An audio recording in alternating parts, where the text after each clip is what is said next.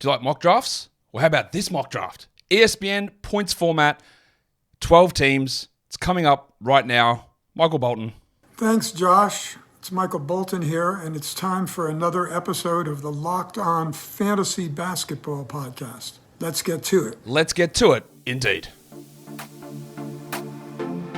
You are Locked On Fantasy Basketball, your daily fantasy basketball podcast, part of the Locked On Podcast Network.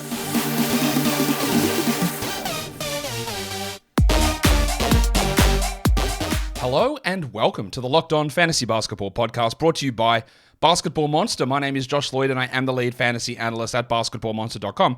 And you can find me on Twitter, as always, at redrock_bball, on TikTok at redrock_bball, and on Instagram at Locked On Fantasy Basketball. Thank you for making Locked On Fantasy Basketball your first listen every day. We are free. We are available on all platforms. All of the invites for the Locked On Fantasy Basketball Bowl have gone out, and if you don't accept them, you're getting replaced. Simple as that. Then I need to get all this stuff sorted. Now, those of you who are asking, in the previous years, what I did was use an external draft order site, put everyone's emails and team names in and sent them all out.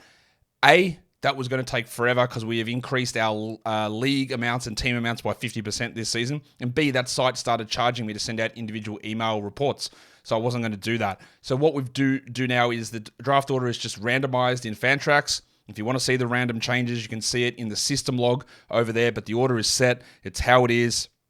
I just clicked the random button, and that was it. All that we did over on Fantrax. So that order is set. But again, if you haven't accepted your invitation, get it in.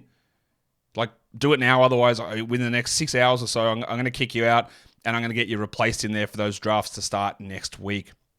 Speaking of drafts, we are doing a Points League mock draft here right now. And we're going to get into it in a sec, but so we don't interrupt the flow, you know what I've got to do. You might actually be in this situation because this show is brought to you by DoorDash. You're sitting down, you're ready to do a mock draft with me on this show, and you've got dinner going at the same time, you've got your laptop up on the computer, on the kitchen bench, and you go, oh my God, I don't have any basil. How am I going to dress my caprese salad? Well, you get on DoorDash and you get them to get it, because you can't leave the mock draft. You can't go out to the grocery store. DoorDash has been doing this with restaurant food, we know this. But now they can go to the grocery stores and get you your food for you. You pick in the app what you want. There's replacement options in there if things are out of stock. The DoorDash guy goes in there, grabs whatever you need. It's just like you're in there doing it yourself. And with Dash Pass membership, you can get $0 delivery fees as well.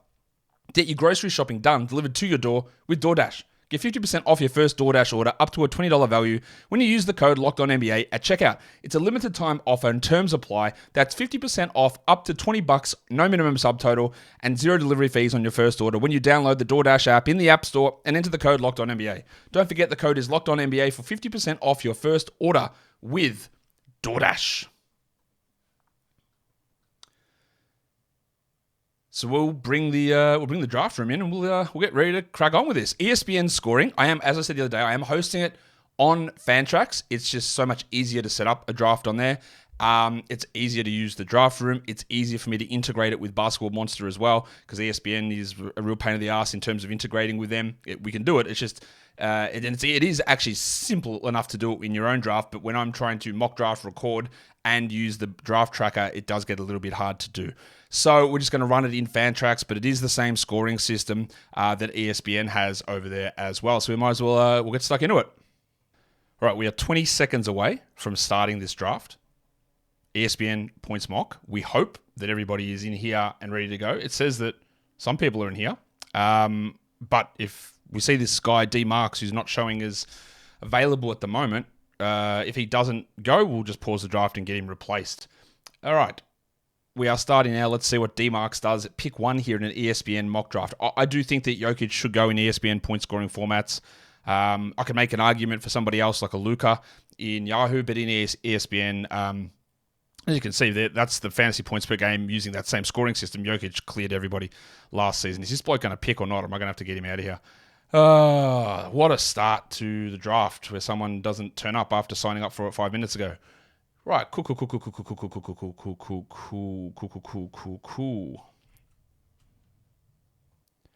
All right, apparently we're ready to go. Let's see, he's in here. Hopefully we don't get any more of those issues.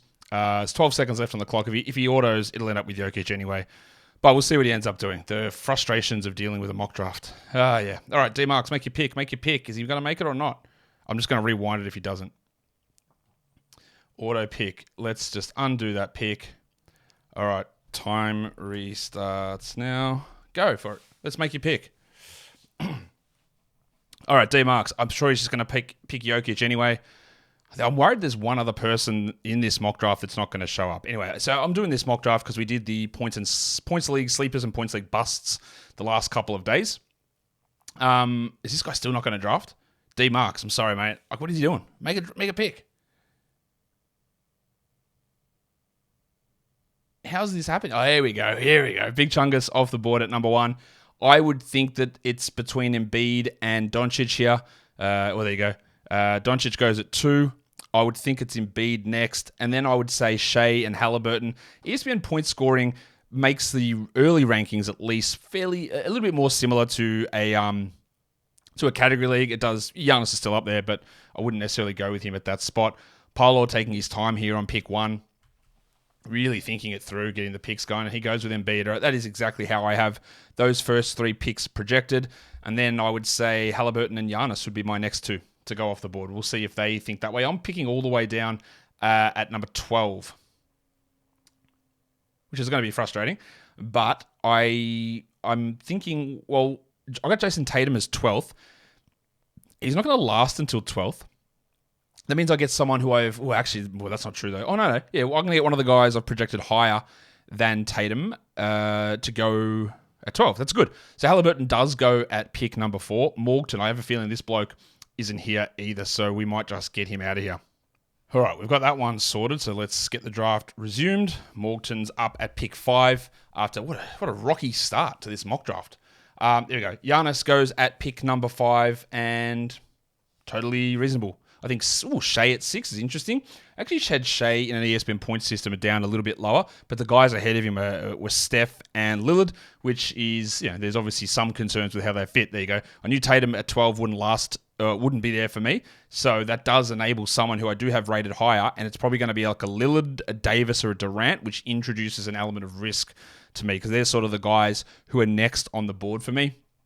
And there's obviously the games played risk with those. Or do I reach down behind LeBron and Tatum and grab like Sabonis or Booker and feel a bit better about their value? Sloan takes Curry at pick number 8. 100% reasonable. I would love to be able to get Damian Lillard here at 12. I don't know that I will, but we'll see what they do. Got Durant, Davis, Ball. Well, there goes Durant. Ooh, I thought I might have to make that call on Durant, which is good that I don't. So he's gone. And I've got 3 picks. There's Davis, Ball, and Lillard. I'm taking one of those 3 players. And I'm pretty happy with how that has played out. But then I've got to go again at 13. So I'd love to get 2 of them. I'd love to have someone take Anthony Edwards and go early on that so that I can grab 2 of those guys. Davis goes at 10. Was not expecting that. Ball, well, that does give me Dame Lillard there at the end of round 1. So that's the end of the first round done. So what do I do now? Because LeBron is next on my list, but I'm definitely not taking LeBron at this spot, obviously because of the injury risk. And the next one, next one's Sabonis. So I'll just take him, I think. That should be relatively easy to do. There you go, Domantas Sabonis. So I go 12, 13 with Lillard and Sabonis in that spot. And now it is a bloody long time until it comes back to me with my next selection at 36. So after Sabonis, what have we got coming up here? The top of the Fantrax board has Edwards, which is okay for this sort of a format. League, I think he's probably a few spots lower, but as I said, LeBron sits a little bit ahead here in this list, but I still think Kyrie and Devin Booker are guys we should be looking at. Well, there goes Kyrie at pick number 14. Second round is frustrating this season. I feel like the first round is fine, it's easy. The second round, you look at them and you go, oh man, these guys all feel like third round players. And that's always a frustrating thing to be. Now, of course, we know that ordinality, which is just ranking numbers one after the other, can skew the values of guys. And it probably is more realistic to think that all the players between, say, 14 and 30 are on par, and they might all be sort of third roundish sort of values when you compare them to the first round guys. But the nature of a snake draft means you got to take some of them in round 2 and some of them in round 3. So if you ever have that feeling, which I do all the time, it's not it's not abnormal. It's not wrong. They probably are more closer to third-round players, and the gap between that guy at 18 and 28 is probably not as large as what you think it is. So Anthony Edwards goes at, it was Irving 14, Edwards 15, Don Mitchell 16, Booker 17, Trae Young 18. By the way, my Bazemore Dynasty formula is up for testing over at Basketball Monster. We're going to be running it and testing it this season. It's the first time I'm putting anything like this out on Basketball Monster. It took me a long time to get to where I am. I'm still not 100% sure with it. And there is an ability, no matter, it's not a straight Dynasty ranking list. It's just not, oh, here's my top 200 Dynasty guys. It is tailored to your league type. It can get tailored to your punt settings, points, categories, whatever it is. And you can tailor it to rebuilding or contending as well. There are going to be some bumps in the road with it for sure, and I'm always going to be open to feedback. But if you are playing Dynasty, it's there as well. So Trae goes at 18, Mitchell 16, Booker 17, Trae 18, LeBron at 19. Now that is very good value for LeBron on a per game basis, but there is risk obviously. Towns, that feels pretty early for Townsy. That feels, or maybe it's not. No, maybe it's not that bad. Big 20, not too bad. I take it back. I was just trying to have a look where I actually had him on this list of mine on my projections for points leagues. Where do I have him? Oh, no, it was actually. Oh, yuck. Ooh, he was 44th per game last season in an ESPN Points League. Oh, yeah, that's yuck. Yeah, no thanks. I think Mikal Bridges goes next at 21. And yeah, I don't feel like that's particularly strong either. Cade, wow, we're getting some early picks here. Cade goes at 22. Let's have a look at that. I had Cunningham at around 28. Okay. With some other iffy ones in front. Where did I have Bridges? But that is early, man. I had Bridges at 34. Okay, so we're really going off script here. Siakam goes at 23, which is a very reasonable pick, I would think, in this area. And that's to end, or getting close to end, round 2. And then the Jokic guy pairs him with Jaren Jackson, which, Jaren's not the best from a points league perspective, but that's actually right on where he needs to be. The question marks are going to come now is, when does someone draft Kawhi? When does someone draft Jim Harden? And when does someone draft Zion Williamson? Because they're like 3 of the top 4 guys left on my projection list. But there's obviously significant questions. But I think if you're in round 3, you've got to start rolling the dice on Harden. You probably don't do it on Zion, but you do it on Kawhi at this point. And if Harden or Kawhi lasts to me at pick 36, then I would definitely do that. Bam Adebayo, there goes Harden at 25. Bam goes at 26. I was just talking and Harden had already been drafted. Bam goes at 26. And Paolo made that pick of Cade, which is an interesting one. Let's see what he does here. I'm waiting for someone to drop in the chat. And sometimes it happens. I go, man, sorry, I didn't realize it was a points league. Even though the title of the league is ESPN scoring points. And that's how I tweeted it out as well. But that always happens. And it's always one of those key things, like learn your rules, understand what your draft rules are. Darius Garland, I had him down significantly. He was at 38 last year. I've got him down actually a little bit because some other guys jumping ahead. There goes Kawhi. So it goes Garland 27, Markkanen 28, Kawhi 29. That's pretty good value for Kawhi. He's obviously not as valuable in a points league than he is in a category league, and he's not as valuable in a category league head-to-head as he is a category league roto. But when we're talking round 3 for him, I would have loved to have gotten him at the end of my my pick at the end of round 3.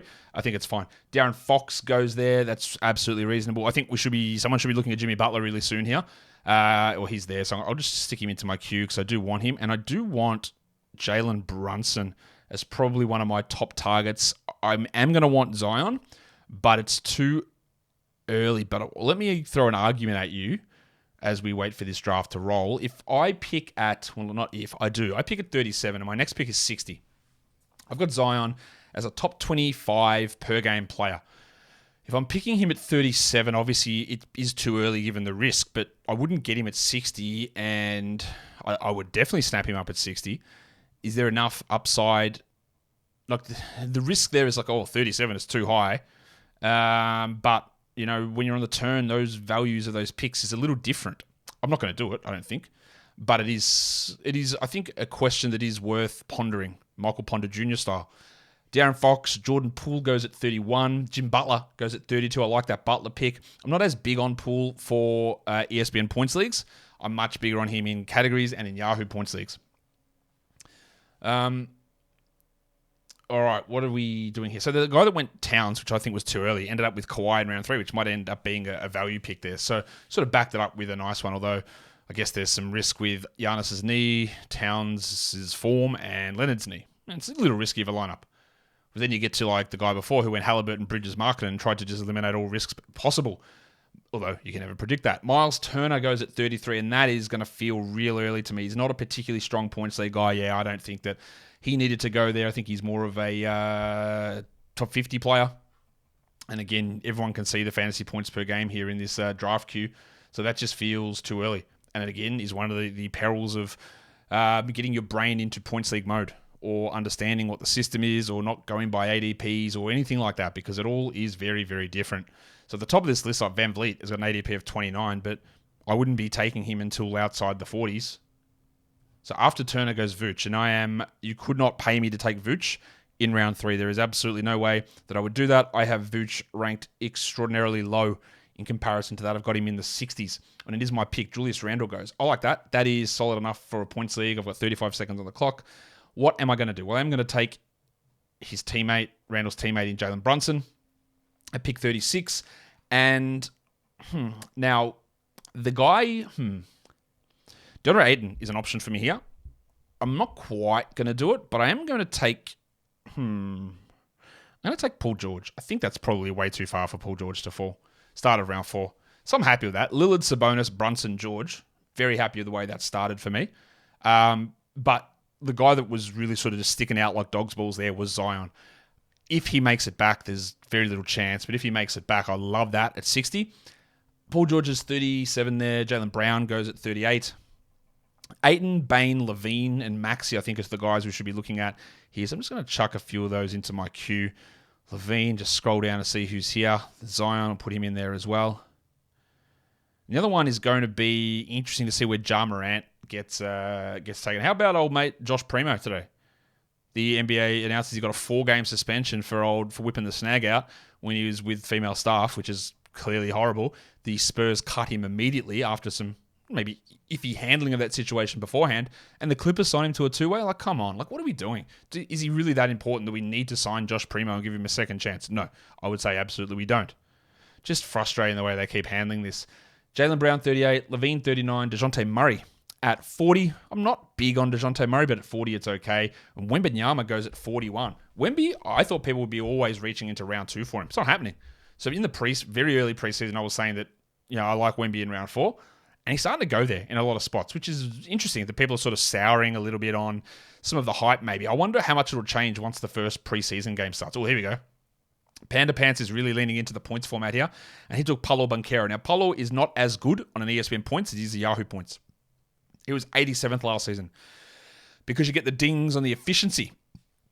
I don't mind him at 42. That it does feel a little bit more risky. There are plenty of other guys on the board that I would have taken over Paulo in this ESPN point scoring format. But he's obviously very cognizant that it is points. Does he know what the ESPN scoring system is? I don't know. But that is an interesting selection.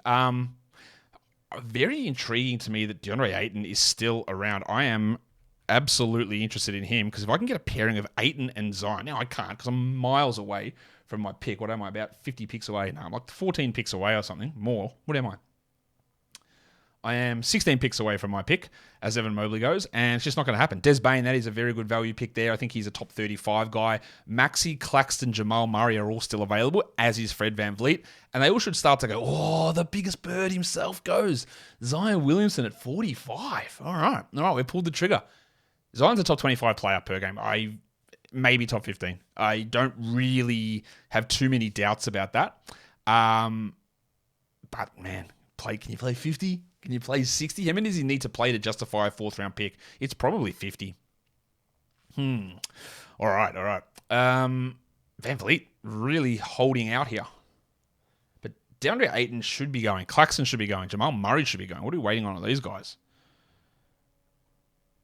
Stick him into the lineup. Oh, there goes VanVleet at 46. That's pretty good for Freddie. This room is very warm as I'm talking to myself trying to do a mock draft. Why is it so hot? It's fine. We'll figure it out. Freddles goes at 46. We're almost 4 rounds into this. I want you guys, if there's one thing that you do as a commissioner or someone who has influence in your commission to your commissioner in the league, well, there's two things I want you to do. Make sure your league ends at a correct date, 24th of March. And the second thing is just make the rosters 14. Why do we need 13? Why is there any reason whatsoever? There is nothing you cannot. I refuse to believe that you can come up with a logical explanation why we have a 13-man roster as a default in fantasy. We shouldn't. It's just another disadvantage for the person who picks last. They get to pick last in 7 rounds and first in 6 rounds. Make it even. After Van Vliet goes at 46, Holmgren 47, and the headmaster Jamal Murray goes at pick 48. Pretty solid picks there, but I still think there's quite a bit of value here floating on the board. And the way I'm looking at this board here is I'm going to be able to get, I think, some pretty good players at my next couple of picks. And I am absolutely hoping that DeAndre Ayton falls. Hoping. Murray goes 48, DeRozan 49. That's about the right spot, I think, for DeRozan here. DeRozan was actually 30th per game in ESPN points last season. I am expecting somewhat of a downturn, but maybe it's not as big as I expect. But that's a pretty good spot for him to go. I also want to know, you guys that are watching this, what is your strategy on the turn? Because I've sort of thrown it out a couple of times. Is that viewing that pick, like my last one at 37, it's not really 37. It might be 40th, it might be 45th. And as we get further into the draft, the values of these guys get so close together that if you jump up 15 spots in an alleged ranking list, I don't think you should view it that way. So after DeRozan goes, it is Brandon Ingram. It is crazy to me that Maxey and Ayton are still on the board here. Crazy. And Bradley Beal. And Porzingis, actually, to be honest. Well, there goes Ayton. That is absolute theft from you, Paolo. Absolute theft. You've got to love that. I'm going to move Sabonis. I don't like how sometimes these guys are out of position. I'm going to move Sabonis into the center spot. Tyrese Maxey goes, yeah, that is theft from you as well, Indigo. Love that from both of you guys to get, I think, third-round players in round 5 and young players with potential upside situations, like Maxey in particular. It's pretty good value. Let's go to the next one, the big fella Morgton, which I know is not his name because it's someone who I have to replace. Who do I have top here? It is Claxton. Why is Claxton falling? He averaged 40 fantasy points a game last season. And the minutes for him dropped as the season went on. And I think they're going to increase. Şengün at 54. Okay. I don't think so. But, Porzingis 53, Şengün 54. You know that I love Şengün. I'm just very, very worried about how the Rockets are going to handle him. But he could honestly be a top 20 player. And we do want to swing for upside with some of these mid-round picks. Scott Barnes goes at 55. 55, no. Actually, I think that's pretty good for Barnesy. That's about the right spot for him, and he's probably got scope to improve on that as well. Sloan making his selection after Wembanyama last round. The interesting thing is going to be is how far do people let Drew Holiday fall? Walker Kessler. All right, Walker Kessler in a Yahoo Points League you probably wouldn't want here, and he was 100th in ESPN last season. But that's all right. There goes Claxton. I definitely would have taken Claxton ahead of Kessler in this format. Darley Marley. What do you got to say? What are you going to do? I'm 2 picks away here. So Holiday and Morant are going to be staring at me. I would be, at pick 61, Ja Morant is an option for me. Now, it's very, very risky, of course. He's probably a top 20 per game guy, and I would probably a lot more like to do it in the 70s or 80s. So I don't think I'm going to do it here, but it's at least in consideration. Josh Giddey goes. We are letting Brad Beal fall too far here, I believe. And I talk about this a lot about swinging for upside picks. Kuzma goes. When you get Beal at pick 60 or 61, I just think that's the upside there. That's built in, right? Like that's 20, 30 spots maybe built in. Now, the next one is maybe a little bit more risky. Is it risky? I am going to take Ant Simons. I heard from somebody yesterday who does have NBA connections. He was just guessing, but I've heard this report a couple of times now. He thinks that Ant might be top 12 in scoring this season in the NBA.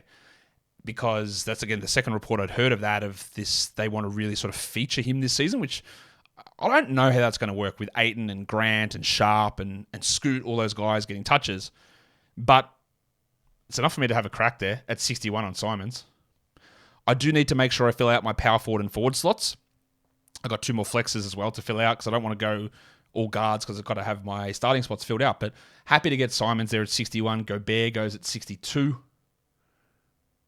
And there goes Jar at 63. So much like Zion, I was sort of hoping that I could push it back another cycle. That could be value on Jar, but it's teetering. It's teetering on where the value is. I like that Tyler Hero pick. Some of the guys I'd be looking at now, we're getting closer to a Drew Holiday zone, I think. Chris Paul, Franz Wagner, Jarrett Allen, Jakob Poeltl. Now, because I do have Simons, I am probably not going to take Jeremy Grant just because if there is shenanigans and resting, I don't want 2 guys in my top 7 picks to be in that zone.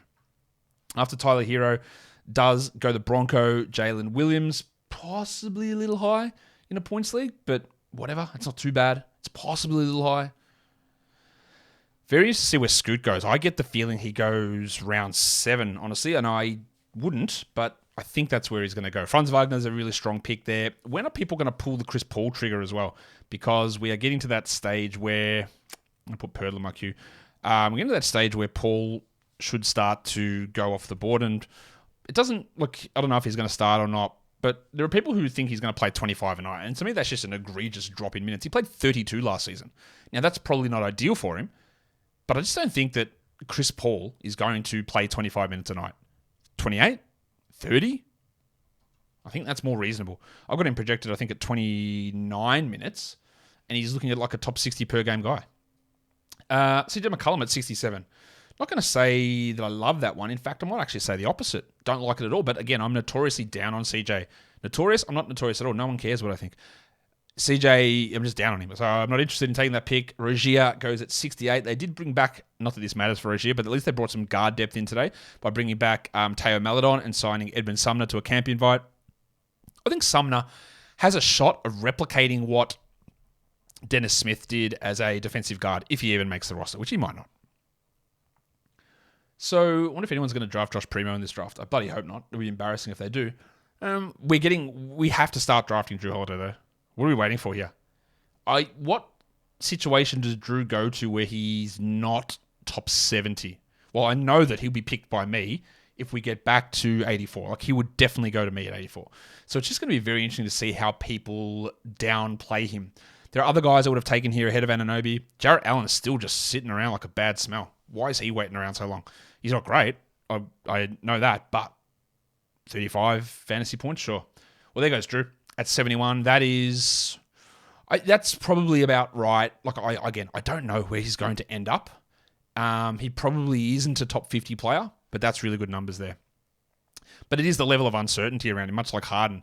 And as soon as Harden gets dealt, he'll jump up 10 spots, I'd say, from that draft spot where he went. Same with Drew here. Devin Vassell goes there. That's about right. So do I have a bunch of interesting players that are at the top of my list here? I do. That's good. I've got a few pretty good options. I'm very interested in, would I take Chris Paul? My team would be skewing very old, though. Lillard, George, Beal. Yeah, that's not great. So maybe I don't do that. It would skew it old. I'm going to have a look at the standings. My team currently has the oldest average age. I do not like that at all. So probably not going to do that. Oh, there goes Scooter. I knew he'd go round 7. Pick 73 for Scooter. I just think it might be, Poeltl's a good pick. I think it might be hard for him. Again, there is still Simons. There is Sharp. There is Grant. There is Ayton. There's potential for 4 players on that team to want to attempt 20 field goal attempts per 100. And that does make it hard. And Scoot's a rookie. He'll have efficiency issues. I think that's too early. I do like that Poeltl pick there at 74, but we're going to see Scoot start to go earlier and earlier, and he's going to turn, I believe, into a stay away. And I don't know why there's the change there. Again, I was always operating under the assumption that Lillard wasn't going to be in Portland. So were people just, I don't know, what were they expecting was going to happen? But it's just interesting that people get that 100% confirmation, and then their valuations change by so much, when I think most of us should have just been looking at it from like, well, this is how we're going to view this team. Although, to be fair, I probably wouldn't have taken Simons in round 6 a week ago. I don't think I would have done that. So maybe I'm being a little harsh there. A little harsh. Austin Reeves goes at 75. Yeah, again, probably going a little early, I think, in this format. Wendell Carter at 76 is about bang on. I like that. I do need to start getting a forward with one of these picks at least.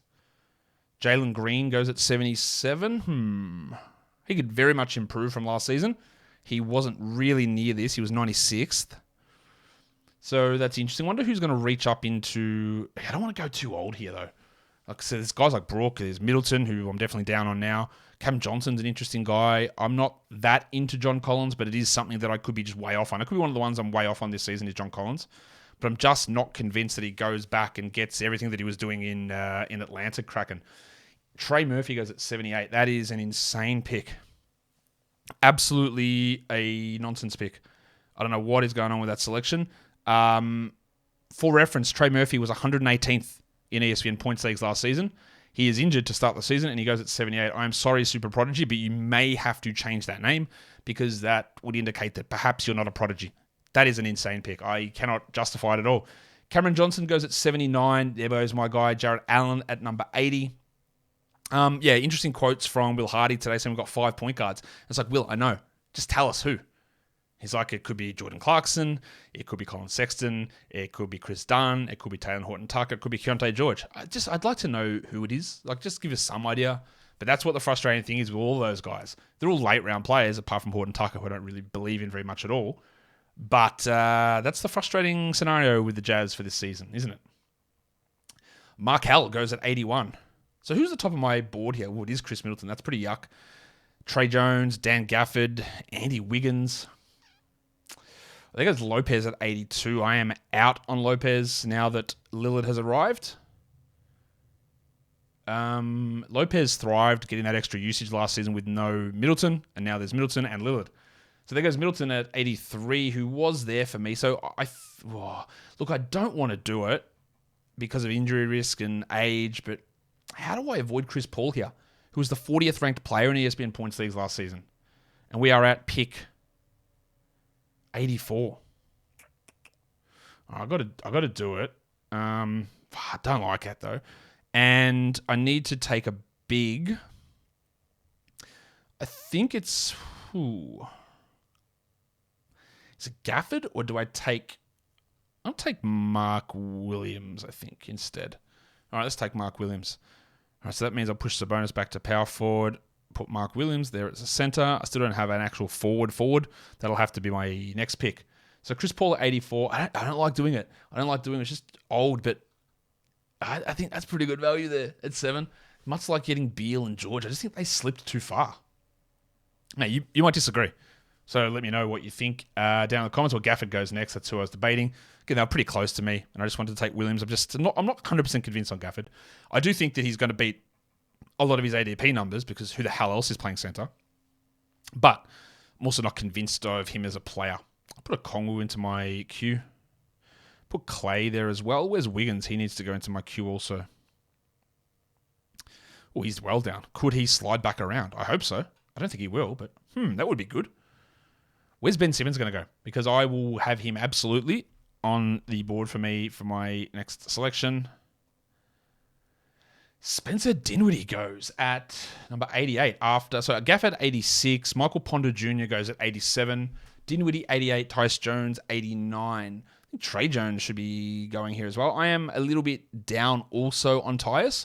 I'm just not, I think you're well aware of this, I'm just not thinking that he's going to be the same guy that he was replacing Ja Morant. Jabari Smith at 90, there's a little bit of hope in that one. That's not bad, but we are going a little bit upside him. Totally okay. Does it take a lot of the value out of it? Maybe. But if I look at Panda Pants' team, he has the youngest average age out of everybody. My team's average age is 30. That's yuck. So Panda Pants, Jabari, Cam Johnson, Franz Wagner, Scotty Barnes, Banchero, Jordan Poole, Trae Young, Jason Tatum. It's a very young team. I normally wouldn't be going so old, but again, when I'm getting 30 to 20 spots of perceived value, in my opinion, it makes it really hard not to. I probably should have done Chris Paul. I don't like that. Now, Miles Bridges goes at 91. Marcus Smart goes at 92. Trey Jones is one that's really standing out here to me. So is Andy Wiggins. But my next pick is 108. I doubt Wiggins makes it to me. So after Smart goes the passport legend, Jalen Duren. I like that one. Although I probably would have taken Onyeka Okongwu. I probably would have taken Aaron Gordon ahead of him. Oh, Aaron Gordon could be an option for me. I'm going to throw Toby Harris onto the list as well. Let's throw Trey Jones in there. And Aaron Gordon. Just add some guys to the queue. So, Parlour. Who's the guy who took Trey Murphy? Oh, he took Miles Bridges. So, wow. So, you got wow. What are we doing here, Super Prodigy? I'm sorry to tell you. So, you got two guys who are, your 7th and 8th pick will not be available to start the season. Whew. It's going to make it tough, man. It's going to make it tough. And I'm going to guess that in my projected standings, you're in the bottom. Yeah, you are. That just makes it really hard. Sorry, I know I'm picking on you, but I just... okay, maybe you can make up for one sort of mistake, which I think the Trey Murphy one was, but when you compound it with something like that, which, again, there's no problem taking Bridges there. It's when you put those two together that makes it quite iffy, I think. Green, that's Draymond Green, goes at 94. I'll stop picking on you. Andy Wiggins goes at 95. That's disappointing. You know what's starting next week is my ADP battle series. I'm going to tweak the formula, rename it this season, and my draft pick series where we go and do a mock draft from every draft position, 1 through 12. We might even go to 14 this year. We'll see. Oh, no. Toby Harris goes. Johnny Collins goes at 96. Toby Harris goes at 97. Really good picks there on the turn for old mate D. Marks. Trey Jones really holding out here, and Klay Thompson the other one. But again, it's just old, man. It's too old. And do I take Ben Simmons when I've got the risks of Paul and George? I probably didn't mean to say it that way, but I probably don't do that. Although Simmons is bloody value there, I think. Aaron Gordon, Klay Thompson, that's old though. Trey Jones I want. But he doesn't fit my little forward slot, does he?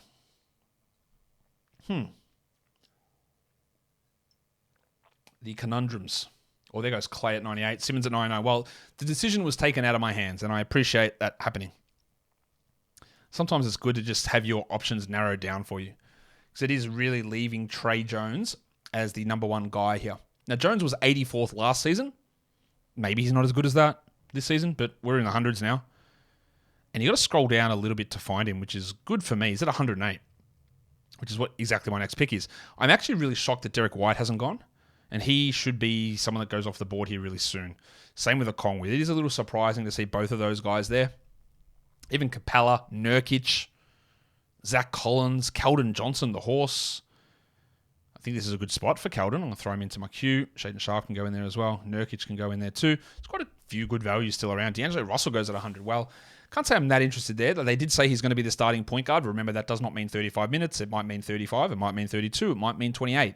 Because Gabe Vincent is still there, and the only thing we don't know is who's going to start in the other spot. Is it Hachimura? Are they going to actually start Christian Wood? Now, we've heard two things from the Lakers that we hear, I feel like, all the time. Yeah, we're going to be really careful with LeBron's minutes. It's not just about games played, it's about in-game reps, and we hear it all the time. And of course, at some point, it is going to have to happen, but it just never has.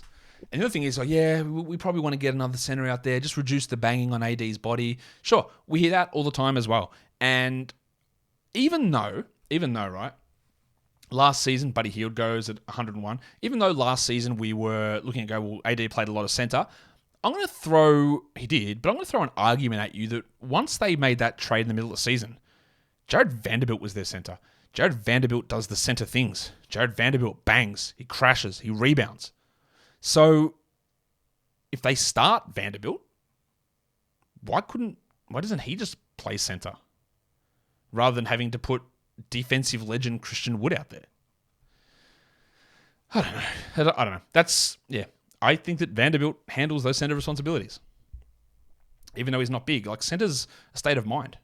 It's a play style a lot of the time rather than the size thing. And Onyeka Okongwu goes at 103, Derek White 102. I really like both those picks. It looks like I've got a real chance here of getting Trey Jones. The horse goes at 104, Keldon Johnson. I'm very interested in Clint Capella, who's the top of this queue here, because this is almost worst case for him. And if he does end up getting traded, it'll be into a bigger spot. He goes at 105. That's pretty strong value. I still have two guys I have projected as top 100 that are sitting on my board. And one of them is Trey Jones, who I've got projected top 80. Can I snag him? It's him or Aaron Gordon that I want, and I hope I can get both. We'll see if I can get both. Let's hope I get one, because if I don't, it does bring me to a Quickly or a Bruce Brown option, but I need that forward. Well, Keegan Murray goes. I've got a chance. I'm going to get one of Gordon and Jones. Please let me get both. I'd be very happy with that outcome. At picks 108, 109. Javish, what are you picking? Don't annoy me. Just let this flow. Let my strategy come to me. Oh, he let it. Let's go. Trey Jones, bang. And Aaron Gordon, also bang. I'm pretty happy to get that. Is there significant upside in those guys from a projection perspective? Maybe not. Is there 20 to 30 spots of value built in it where I got them? Probably yes. And that's the two ways of looking at upside. Taking a guy at a certain spot, thinking, well, there's a percentage chance that he breaks out and the role increases and he does it. Or a guy that's dropped 30 spots and he just has to do what you think he's going to do to return value. And that's how I approach those. Thankfully, they're not 50 years old like a lot of my other players. So I'm very happy with that turned out. Ross Westbrook goes at 110. I'd like Quickly and Brown, Bruce Brown, that is, to make it back to me. They almost definitely won't. And I'm going to throw Zach Collins onto the queue as well. You have to scroll down a little bit here to find old Zachy because his numbers last season weren't super strong because he started for only half the season. But even in that, he was 139th in ESPN points per game when he didn't start until the final, 30 games of the season. Valanciunas goes at 111, and while I'm not big on Valanciunas this season, I would have to suggest that that's okay value.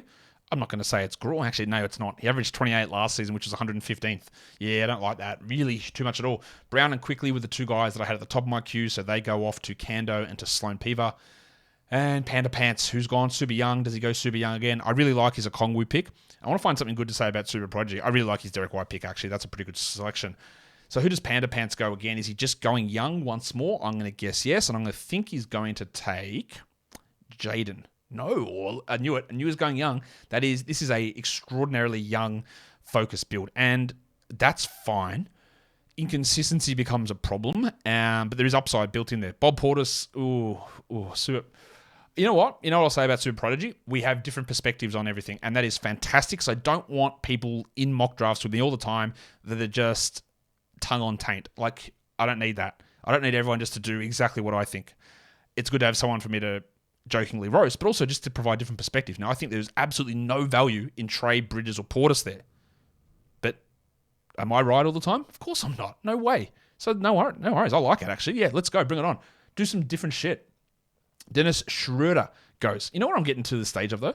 I'm getting to the stage where I have to put the crucifix on my watch list. Ugh, it's gross. And Steve Adams as well. I know he's not a great name, but he's going on there too.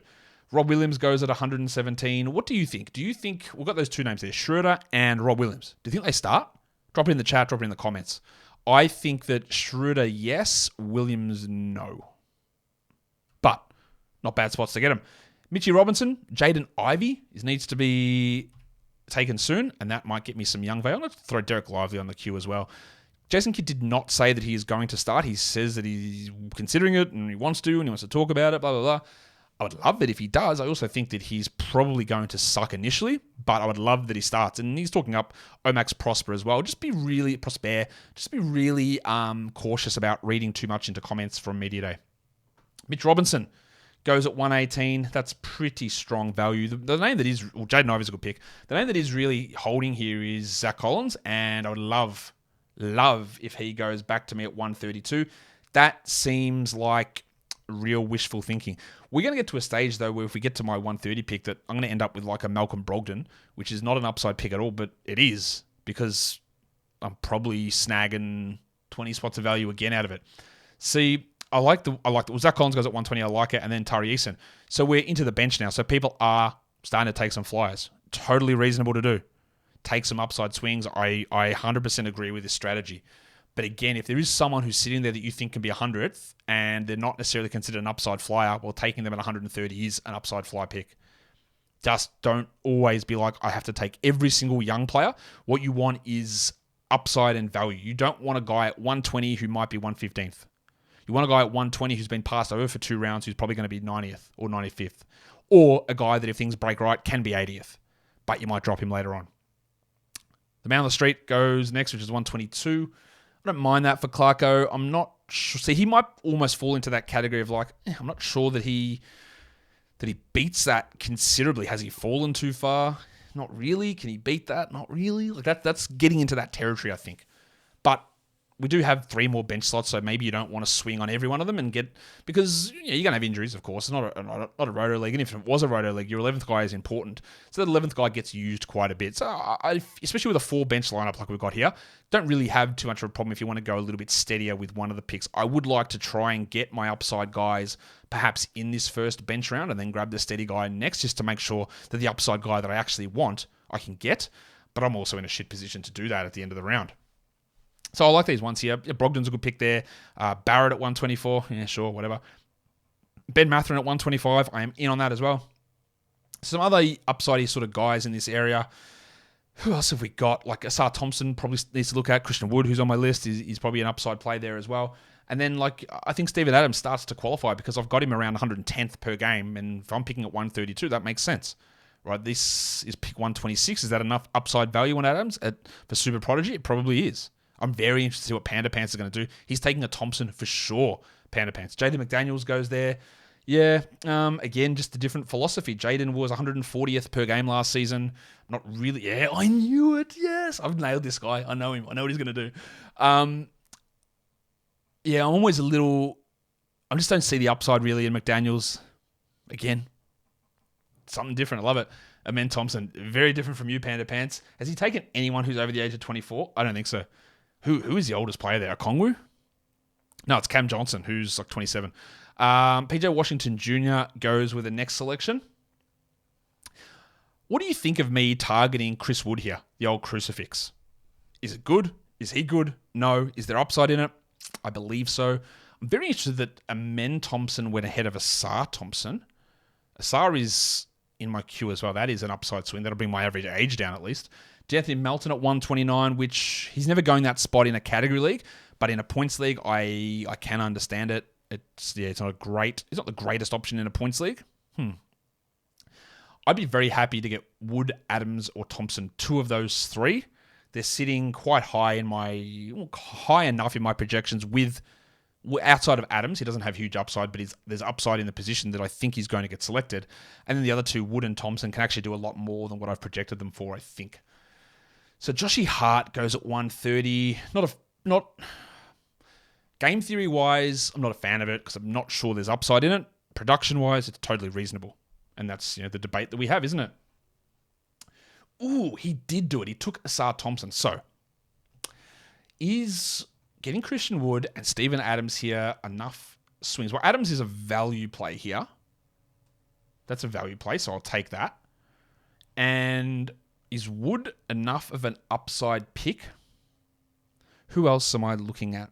I think or do I go Paul Reed? No, Wood's more of an upside pick in a points league. We'll take Paul Reed. We'll take Christian Wood there, I think. I think that's enough of an upside play for me at that selection. It might not work out.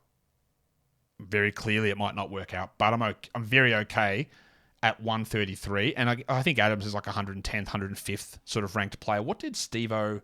Do I have the numbers in front of me? No, I don't have his projected averages in front of me from last... his ranking from last season in front of me. My team's average age has come down in under 29. It still is the oldest, while Panda Pants' average age has come under 23. That is unbelievably young. This is one of the ones that I talked about not liking necessarily. Mike Conley at 134. Now, I guess you could make the argument that, much like with Adams, that there's rounds of value in getting him there. I'm not convinced there is. I think he's probably more a 129, 130 type of play, which I give you that 129 very specifically because I've got him ranked at 128. So that's why I've got him, why I said that. But is that actually upside at 134? I don't think so. Gaz Trent goes. It was an auto pick. I don't know what happened there. But he is way down my board, so that's a bit of stiff shit for you. Denny Avdia at 136. That is a good upside pick. Some other good upside picks coming up is someone like a Jalen Johnson, Quentin Grimes, Colin Sexton, Patty Williams, Obi Toppin, Paul Reed. Zubats is going to start falling into, if it's a Zubats goes back to me, he's going to fall into an upside pick, so I got him 30 spots late. And maybe that happens. Kyle Anderson, I don't get that at all. Kyle Anderson is good in a category league. He's worse in a points league. Like last season, everything went right for Anderson. He was 102nd. So I guess theoretically, you're looking at that Sloan and you're saying, well, that's good value, getting him 30 spots later. But that Towns missed 50 games to get him there. And I just don't think that's going to happen. I was like, I'm not really in on it. Yeah. Yeah, okay. No, I'm not really in on that. Other guys I would rather take. Someone said my team should be named Oldies but Goodies. Yeah, it is very old. It is very old. I am very well aware of that. But I'm just trying to let some value come to me. Paul Reed goes at 139. I am glad. Super Prodigy, well done. Again, I've shit on your picks a lot. Congratulations. I love you doing that. I don't like people reaching too high for Reed. I'm big on him, you know that, but please do not go high. This is fantastic. Love it. Well done. This bloke doing advertising for leagues. Come on, bro. Zubats is going to go into my queue because he's going to fit into that mold. Karis LeVert. Yep, all right, 140. That's getting into that. That is that range of like, oh, well, I've maybe snagged a round or two of value out of him. Not sure it's tremendous. The guy I'd start to look at soon is Sadiq Bey. Once we get back into round 13, and Pat Williams, and even Brandon Miller, even though I'm not the biggest fan of what he's going to do. Colin Sexton goes onto my list, but the guys I'm not taking are Al Horfords and Kelly Linux and Harrison Barnes and KCPs. I just don't see any path for that to make sense. Ooh, Kevin Porter's at the top of the list. Sick. Please, no one take him. Josh Richardson goes at 142. That's pretty good. I would expect that he starts. Of course, a Drew Holiday trade could change a lot of things, although I really don't think that's going to happen. Obi Toppin goes at 143. That's pretty good value. It's pretty good upside, I think. Some other upsidey names that I'm looking at here. Quentin Grimes, maybe. Jalen Johnson's one of the other ones here where I don't think he's going to start, but I also know that Sadiq Bey is not very good. So I'd like to have the opportunity to get Jalen in case he starts playing 25 a night. Very similar to the way that Bey was sort of getting 25 a night last season as a backup. I don't think Jalen can really play the three very much, and he's probably best suited to play 4-5, and he won't get 5 minutes with Capella and Okongwu there. But what if they moved on from Capella and then he is the backup center, backup 4? Sexo goes at 144. Tremendous upside pick. What do you think of a Norm Powell pick here? Obviously, a Harden acquisition would neuter him. But as soon as someone goes out, if that team stays the same, then he steps up. And, Keontae George. He's gone Jazz. I like it. 2 flyer picks. One of them might work out, but you're really increasing your odds of that pick working out, I think, by taking both of them there. That's really, really strong. I love that from you, D-Marks. Really good. It's a great strategy. And they would be the two that I would take over like a Dunn and Horton Tucker. Clarkson's in a different class to me, but Sexton and George I would take over Dunn and Horton Tucker. So we are definitely getting into the zone where Zubats at pick 156 when it gets back to me, like that does become value. It's not a sexy pick. Oh, there he goes. At this spot, at 146, it is probably a little bit of value. It's not tremendous. And the same is going to go with Sadiq Bey here, because if he does make it to 156, I don't really know about Kelly Oubre. That's fine. Again, it is a difference in my strategy, but I really do have to bang this home, is that upside isn't all just about you're a young player. It's about what are the chances of me smashing through this number. And I think with some of these guys, it's relatively high, especially if I can get top 120 value out of you at pick 150. Once I get to guys that might project to be 130th, best case, then that's actually not value. Even though I'm getting them at 150, that's not value. But if you can be 120th and I get you 150th, that is value. Panda Pants, he went on auto. So not only did he draft the youngest players in the world, I missed that he picked Sohan there. He then auto drafted Kevin Porter. Okay. Super Prodigy takes Dylan Brooks. Okay. Actually, I think that's a pretty good pick. I actually like that. Man, that Porter pick, Jesus.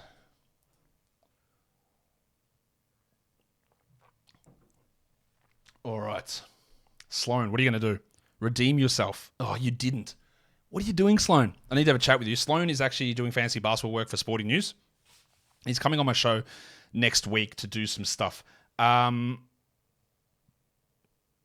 have a chat. So I'm going to have a chat to him about some of his strategy. I see no point in taking Kevon Looney there whatsoever. Panda Pants didn't mean to make that pick, but it's a mock draft. All right, cool. You're excused. Well done for telling us, even though it got autoed on you somehow. I'm going to tell him that he's set at auto. You are set on auto for some reason.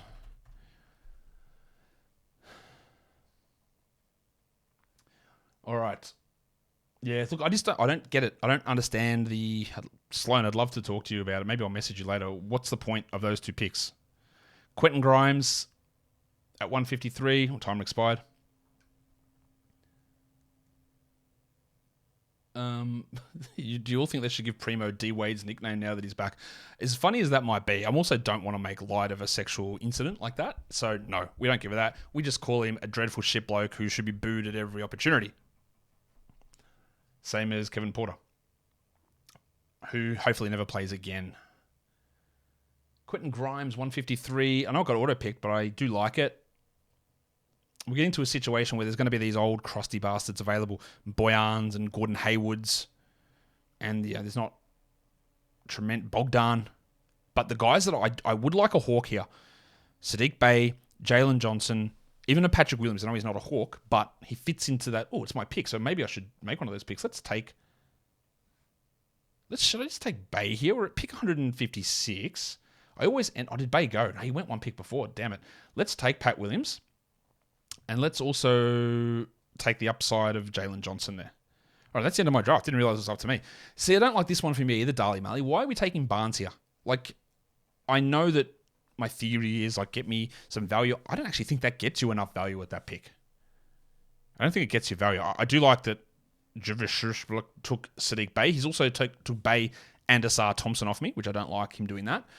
Now we have Malik Beasley. I want people to really start to go wild here. I want Jarris Walker going off the board. I want who else do I want going off the board? I want Derek Lively going off the board. I want Chris Dunn to go. I want Rashawn Holmes going off the board. Who else can start to go off the board? Corey Kispert. Maybe he goes off the board. We'll see. Dali Marley's going in that older mode. Oh, no, he doesn't. Andrew Nembhard. Now, that's one where I really don't see how that plays out.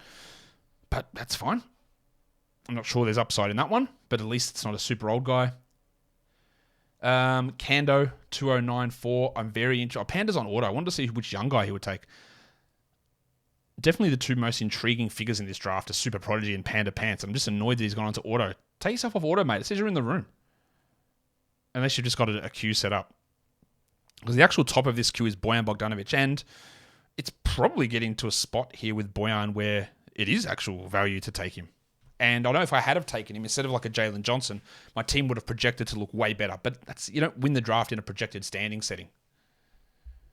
I hope you don't. Otherwise, things are pretty wild. Well, Bojan Bogdanovic goes. That guy got autoed. I guess we get guys just dropping out for their last round. That makes no sense, but cool. Whatever. Why'd you stay this long and then drop out? Sloan, what are you doing? Don't let me roast you again, Sloan. I don't like these last three picks. Please take an upside player. Please take someone that makes sense. Drew Eubanks? Okay, fair enough. You're hoping a Nurkic injury. I get it. Then Javon Carter goes. Panda Pants. Oh, that's a little old for you, my guy. What's Super Prodigy going to do? Who's he going to take that I absolutely do not want anyone to take? Is he going to take Al Horford? That would just be the icing on the cake here. No, he takes Naz Reid. I really like it. Again, it is an upside play. I don't know how they're going to use him or how they're going to fit him in or how any of that stuff is going to work out. But it is interesting. Well, there it is. Derek Lively. I like it. It's probably not going to work out. You're probably going to drop him after 2 games, but we take the crack at it. I missed that Brandon Miller went in round 13. Okay. I wonder if Jarris Walker goes. I wonder if Jim Wiseman goes. Marvin Bagley IV. Does he get drafted? Let's hope not. Jarris Walker needs to go. Norm Powell probably should be on someone's roster. 4 picks left in this mock. We're a bit under an hour. It's going to go over an hour, obviously. Derek Lively. Ooh, Indigo really thinking about this. He just dropped out of the room and he's going to get autoed and just annoy me to finish off this draft. Probably. Looks that way. Yep, thanks, mate. Caleb Martin goes there. Paulo, are you still here? I hope so as well. Oh, yeah, Bogdan Bogdanovic goes. Okay. That actually might be okay. Joshy Green as the second last pick. Solid. Are they going to start Prosper over him? I don't know. God, it'd be interesting. I think Green should get the first crack, but I want Jaden Hardy to start, actually. That's never going to happen. And the last pick is Stormin Norman Powell, and that's the end of the draft. Let's scroll it down, have a look at my selections. Damian Lillard at 12, Sabonis 13, Brunson in round 3, Paul George round 4, Beal 5, Simon 6, Chris Paul round 7, Mark Williams in 8, Tyus Jones Trey Jones in 9, Aaron Gordon 10, Steven Adams 11, Christian Wood in 12, Pat Williams 13, and Jalen Johnson in round 14. Again, if we look at my projected standings, I come out on top as we should. It's my projections.